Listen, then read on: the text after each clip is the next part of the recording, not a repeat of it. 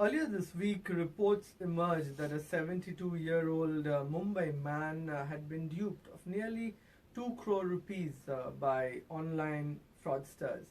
A person claiming to be a US Army official posted in Afghanistan had sent this victim a friend request on Facebook and lured him into putting his money in a lucrative investment scheme, which of course turned out to be bogus.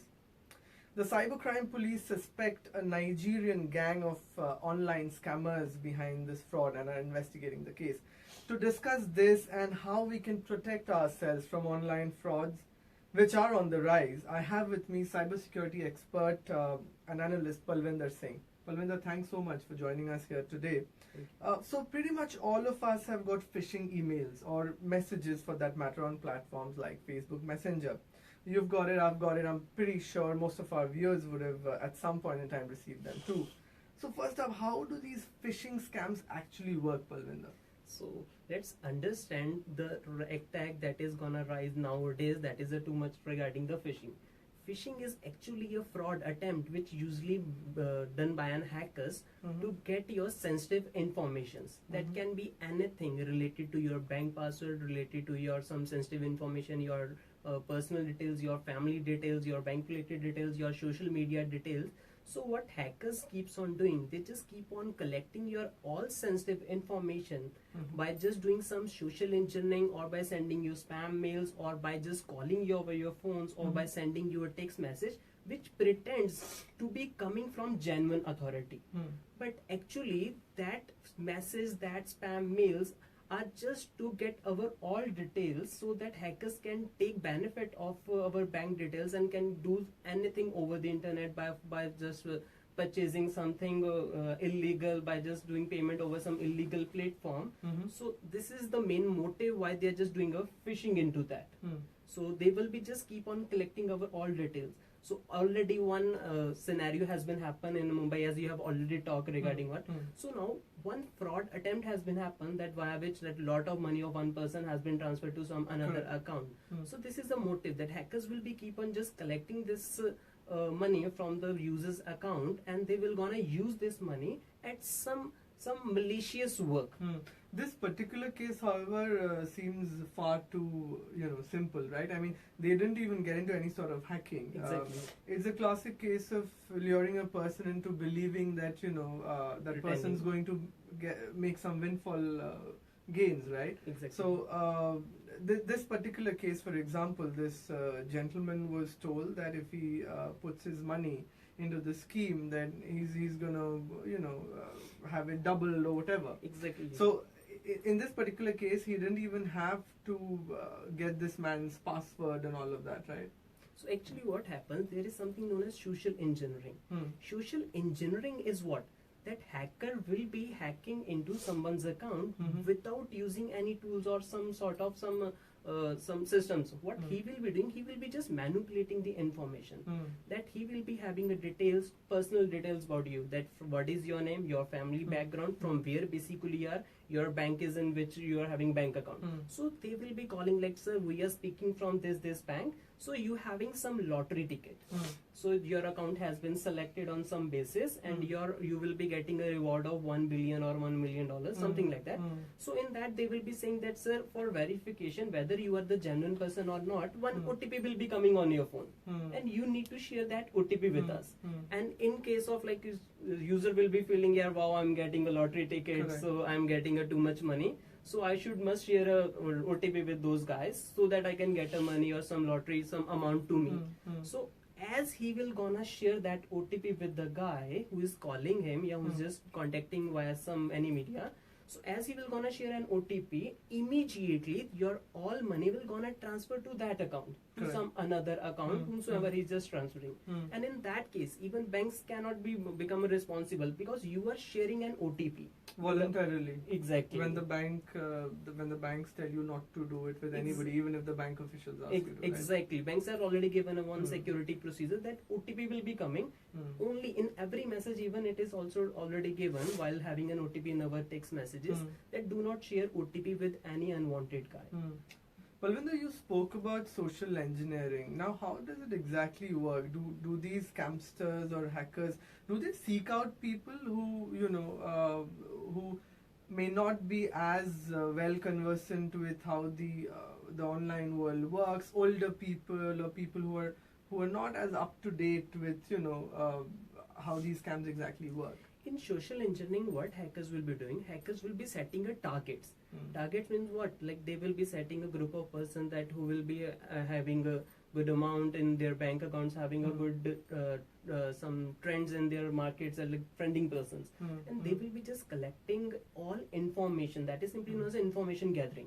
So they will be collecting an information from their social medias by following them, by just contacting them, by getting to know by keeping an eye on them, that which car he is having, that which bike he is having, what their family members, their children's details, their bank details. So they will be just keep on collecting these all details, and they will gonna call to that guy. Once they will be gonna have all details from social media, and they will be calling, sir, are you speaking this one? He definitely will gonna say yes. Sir, are you from this city? Definitely. Sir, you are having a car, this is a car. So we are speaking from car showroom. So that they sound legit. Exactly. Right? So And they also would probably be seeking out people who are a little more vulnerable than you and me, right? Exactly. So as that person will gonna trust on that guy, so it is not only the immediate of that he just make a call and is asking for an interview. What he will be doing, hacker will be just, spammers may be doing, just making a trust on that guy, that so that he can just keep on collect some credential, sensitive information. First of all, they will be just asking all the details. Sir, आपके पास ये car है, or you are having this bike, or you are having family members, your children are studying in this school. So this is how he will be gaining a trust of a users. Once trust level will gonna become at a peak level, then he will gonna ask is some sensitive information. So at that time, user will not be thinking about that that he is just stealing my information. He'll be thinking, he knows personally me everything. Correct. So I should share my all details with those guys. So just to give our viewers an example of how these messages and mails are typically framed, sometimes you'll get an email saying that you've won a lottery, and then you need to call a certain number or mail back at a certain email address to claim your prize. And once you do that, that's where the real game starts, right? Exactly. There are also instances where they tell you that somebody is trying to transfer money to another country, to India perhaps, and not being able to. So if you transfer that money, then they'll give you a big cut of that amount. So people tend to fall for that as well, right?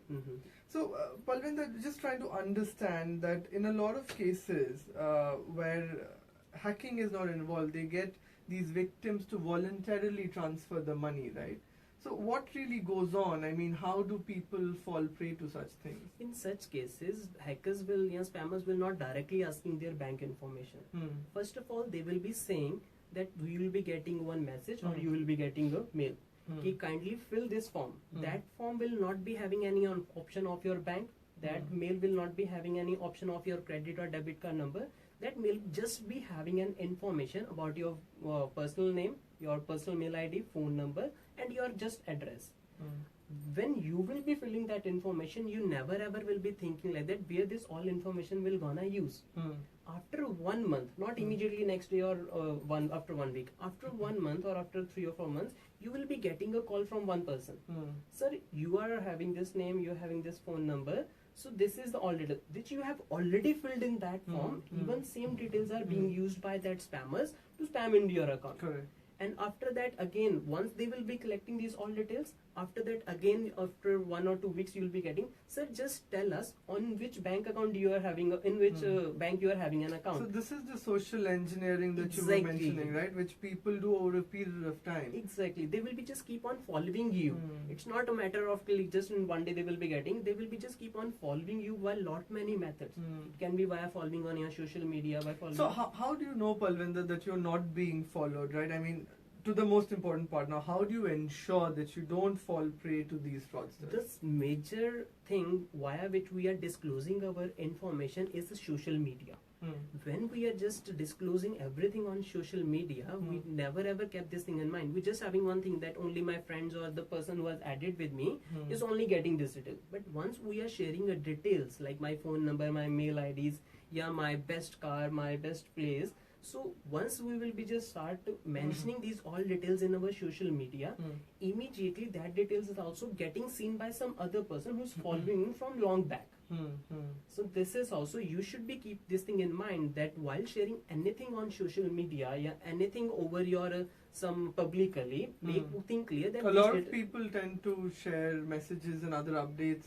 Exactly. When I'm just sharing over a Facebook, yeah, some any social media, that I'm just posting via some game, that I'm playing some challenges. So then make sure that you're setting your privacy settings are in order, right? Exactly. And you don't do too many public posts. Exactly. Correct? You should be take care of these things, that whether this post is being seen by your friends or these things on publicly you are disclosing.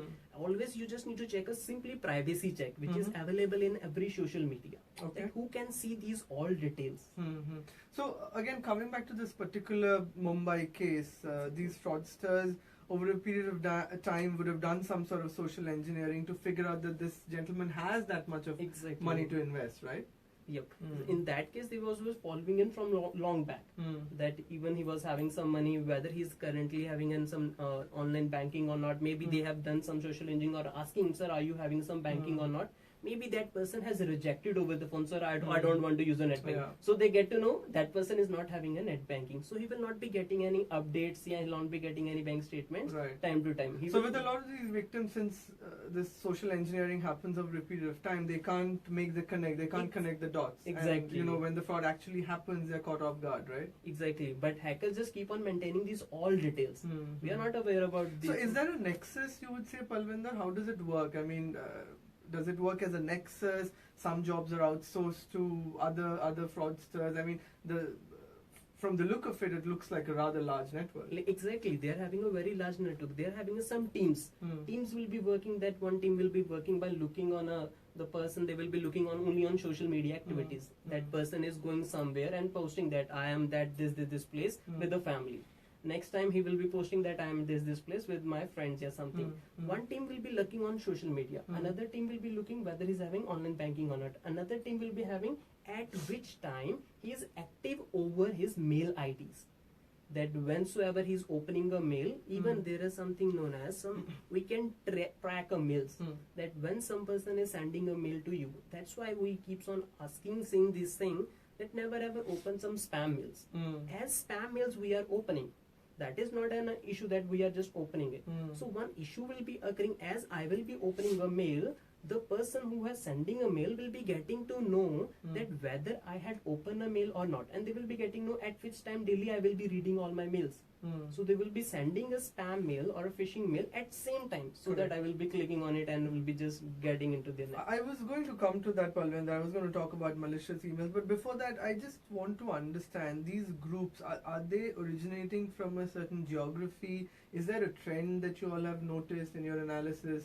In case of cyber, if we'll be talking about, geography doesn't matter because it is a worldwide Now, issue. why I ask is because in this particular case, the police are suspecting a Nigerian gang, right? So, are these originating more from Africa? Is there any particular geography that's on the radar, or it could be from anywhere? In that case, it can be from anywhere, because as person will be start getting into this thing, it can be a person of China, it can be a person of US, it can be a person of India, it can be Nigeria, it can be any person who will be just collecting this detail, how he can get into in someone's account.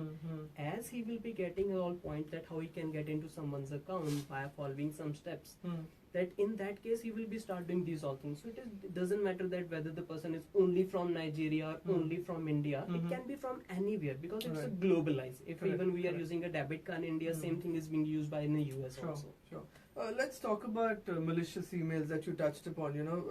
These emails carry malware that can corrupt your device, take over your device, in fact, and leak your data to hackers, right? Yes. And they in turn can have access to your bank accounts, and they can pretty much take over your complete online avatar.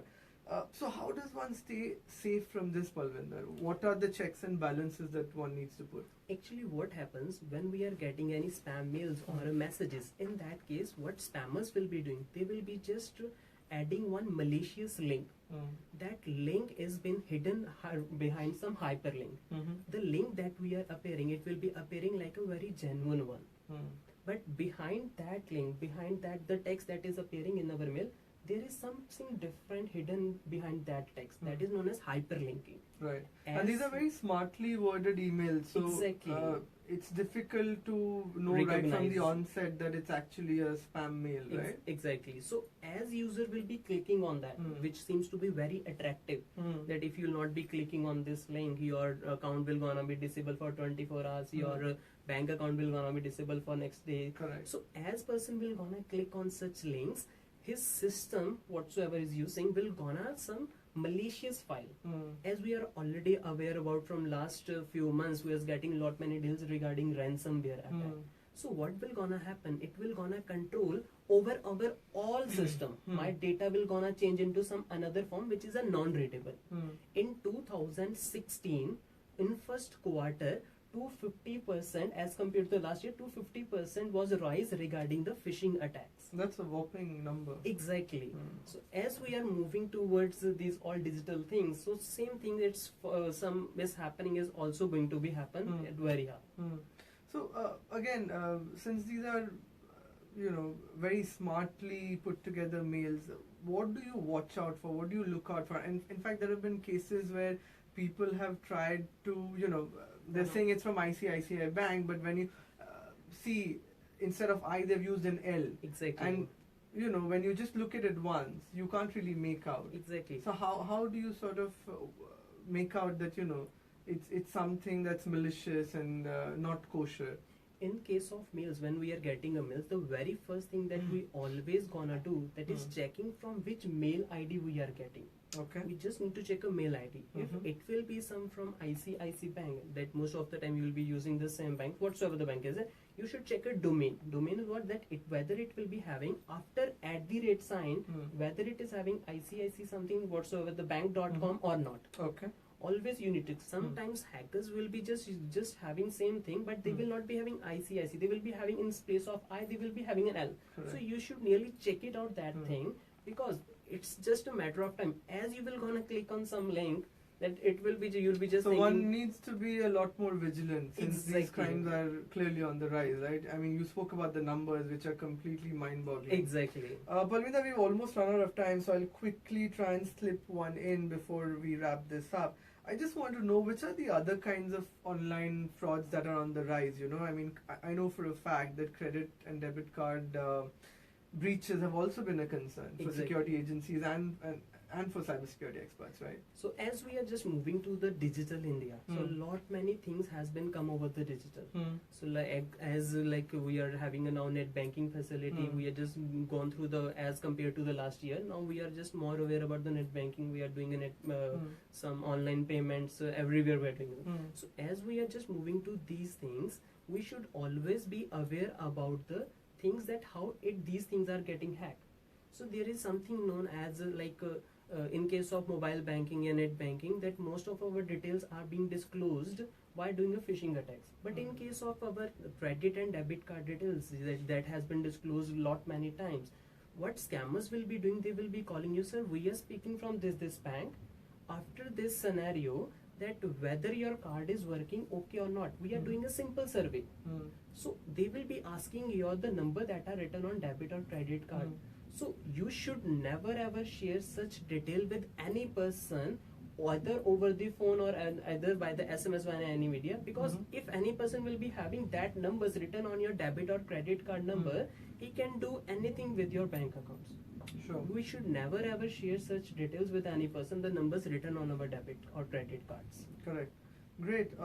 So you heard the expert there, and as more and more people shift to transacting online, with the government pushing for a cashless society, it is imperative that citizens do educate themselves on the best practices and the do's and don'ts of living a large part of their lives in the online space. Palvinder, thanks so much once again for joining us here today. And all you folks out there, stay safe and don't fall for these online fraudsters and these phishing scams thinking you can make a quick buck or two. Thank you.